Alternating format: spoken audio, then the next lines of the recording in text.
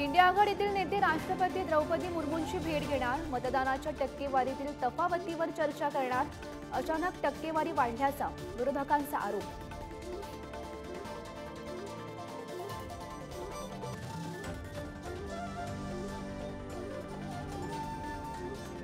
अजित पवारांनी अमोल कोल्हेंविरोधात शिरूरमध्ये तळ ठोकला। आज सलग दुसऱ्या दिवशीही सभांचा सपाटा, तर मावळमध्ये श्रीरंग बारणेंच्या प्रचारातही उतरणार। उपमुख्यमंत्री फडणवीस आज नगर दौऱ्यावर, शिर्डीत सदाशिव लोखंडेंसाठी तर नगरमध्ये सुजय विखेंसाठी सभा, मुरलीधर मोहोळ यांच्या प्रचारासाठी पुण्यातही सभेचं आयोजन। नरेश म्हस्केंच्या प्रचारासाठी मुख्यमंत्री शिंदेंची आज नवी मुंबईत रॅली। भाजपामधील नाराजी नाट्यानंतर रॅलीला विशेष महत्त्व, नेत्यांच्या उपस्थितीकडे लक्ष।